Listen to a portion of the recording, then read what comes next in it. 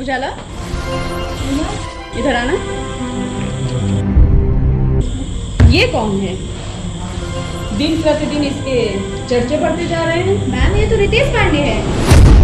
बदमाशों के लिए काल और गरीबों के लिए मसीहा है ये। अच्छा, पांडे, देखती हूँ मैं। चल। जी मैम। मैडम, मेरे केस से क्या होगा?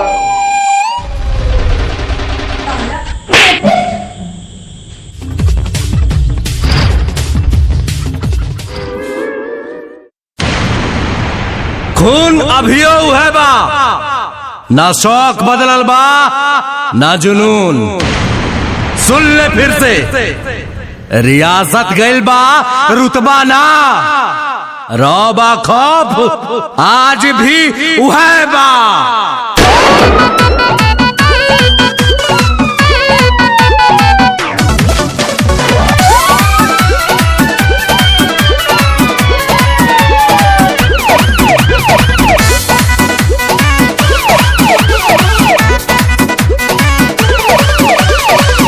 भोजपुरिया डरीला खाली पाप से, साच खाती लड़ जाई केहू के बाप से। हई भोजपुरिया डरीला खाली पाप से, साच खाती लड़ जाई केहू के बाप से। तो पीछे हटम न के तनो झमेल होई, आज जेल होई काल बेल होई, परसों से उहे खेल होई। आज जेल होई कल बेल होई, परसों से उहे खेल होई।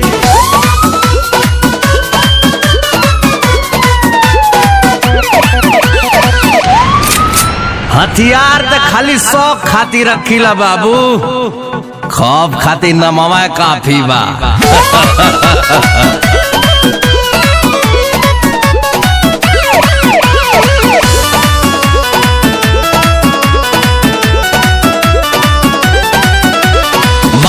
पगरिया अमुहवा में पान बा, पिस्टल कमर में असीना उतान बा। इहे तो असली भोजपुरिया के पहचान बा।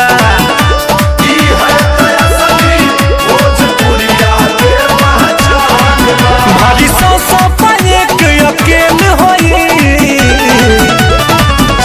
आज जेल होई काल बेल होई, परसों से उहे खेल होई। आज जेल होई कल बेल होई, परसों से उहे खेल होई।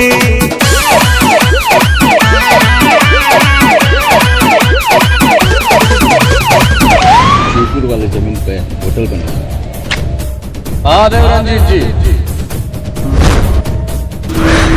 आज से आपके प्राइवेट स्कूल में गरीब बच्चा मुफ्त में पढ़िए। ये ना हो सकला। हमारे दोस्ती का फायदा उठा लिया बाबू, कैसे कि हमारे दुश्मनी का नुकसान तू सह ना पैबा।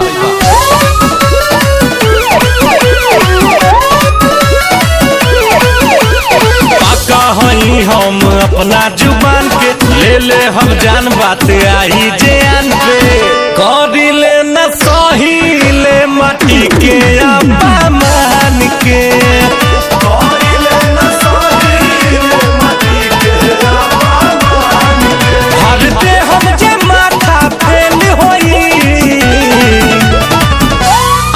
जेल होई काल बेल होई, परसों से उहे खेल होई।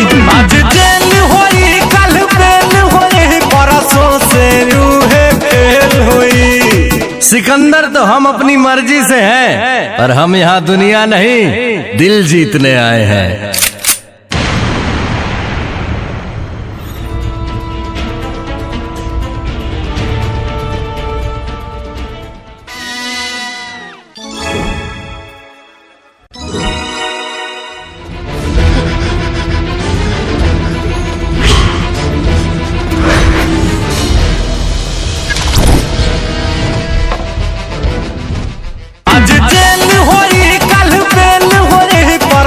से